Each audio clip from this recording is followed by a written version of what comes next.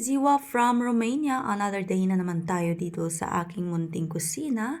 At today pala is gagawa ko ng another type ng gugush or donut. Yung pinagkaibahan lang ng dough na ito is masyado siyang mapilit kaya kailangan mo talagang maglagay ng napakaraming mantika. At kita naman 'di ba para siyang kapareho ng sourdough. Tapos kailangan ko lang siyang i-cut with different sizes kasi hindi ko na siya kinilo.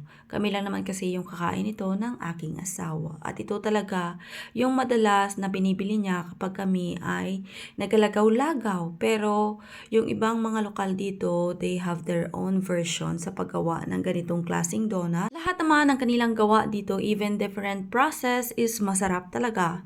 The first thing muna na gawin natin is bilog-bilugin natin. At kita nyo naman, di ba? Nagalamutak siya kay tungod mapilit kit. Kaya kailangan na maglagay talaga ng napakaraming ulay. At pwede ka rin pala dito maglagay ng different na palaman. Pwede ka maglagay ng jam, cheese, pwede rin simplo at pwede rin maglagay ng mga sausage kung gusto nyo.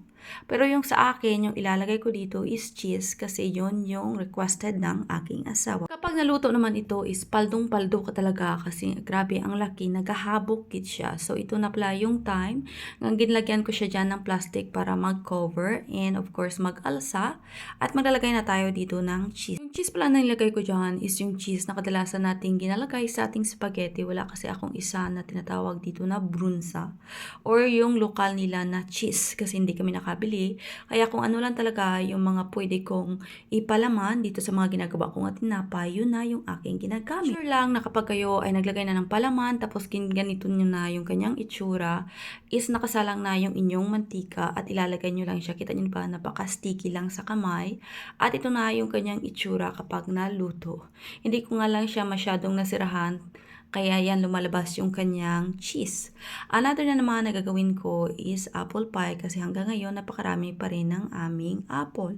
At hindi ko naman alam kung paano ko siya mauubos kainin. Sayang naman kapag nasira pa. Kaya naisipan ko talaga na gumawa ng apple pie. And napakadali lang naman ito gawin. Bali magkakat lang tayo dito ng apple. Tapos maglalagay lang tayo later ng kanyang pa-cover. Alam niyo na kung paano gawin yan kasi last time nakagawa na ako nito. I think this is the second time na gumawa ako. At ito na nga yung kanyang itsura, hindi ko na pinakita sa inyo kasi nga nagawa ko na siya before.